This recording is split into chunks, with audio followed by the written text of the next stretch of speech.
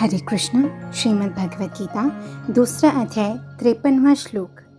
जब तुम्हारा मन वेदों की अलंकारमयी भाषा से विचलित ना हो और वह आत्मा साक्षात्कार की समाधि में स्थिर हो जाए, तब तुम्हें दिव्य चेतना प्राप्त हो जाएगी।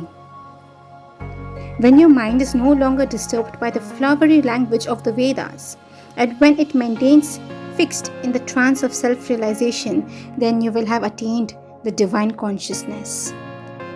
भगवान श्री कृष्ण अर्जुन से कह रहे हैं कि जब वेदों की बातें तुम्हें विचलित ना कर पाएं और तुम अपने आत्मा साक्षात्कार के पथ पर स्थिर रह पाओ, तब तुम्हारी वो दिव्य चेतना जागृत हो जाएगी। वेद कई हद तक सिर्फ कर्म कांड तक सीमित हैं।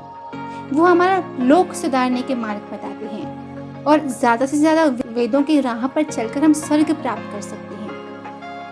लेकिन कृष्ण भावना भावित व्यक्ति वेदों से प्रभावित नहीं होता, क्योंकि गीता में कृष्ण कहते हैं, मैं ही ऋग्वेद, मैं ही सामवेद, मैं ही यजुर्वेद हूँ। इसका मतलब अगर हम कृष्ण भावना भावित हो गए तो कृष्ण की शरण लेकर हमने सब वेदों का ज्ञान स्वतः प्राप्त कर लिया। कृष्ण को जानना तो स्वतः सारे वेद उसमें आ गए, सारे शास्त्र, सारे उपनिषद, सारे ग्रंथ उसमें आ गए। अगर कृष्ण की शरण में हैं हम, तो हमने सर्वोच्च दिव्य चेतना प्राप्त कर ली है।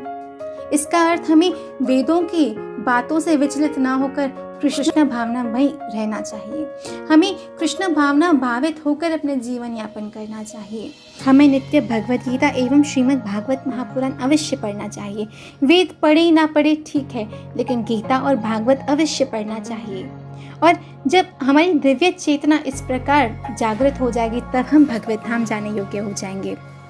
और दिव्य चेतना को जागृत करने के लिए हमें नित्य सत्संग सुनना चाहिए। हमें नित्य प्रामाणिक संतों के द्वारा हरि कथा का श्रवण करना चाहिए, जिससे हमारा मन कृष्ण भक्ति में स्थिर हो पाएगा और हम कभी भी विचलित ना होकर कृष्ण कॉन्शियसनेस में स्टेबल रह पाएंगे और फिर भगवत धाम जा पाएंगे। इसलिए आइए अपने आप कृष्ण भावना भावित बनाकर कृष्ण भावना में स्थिर होकर अपने जन्म को सफल करें।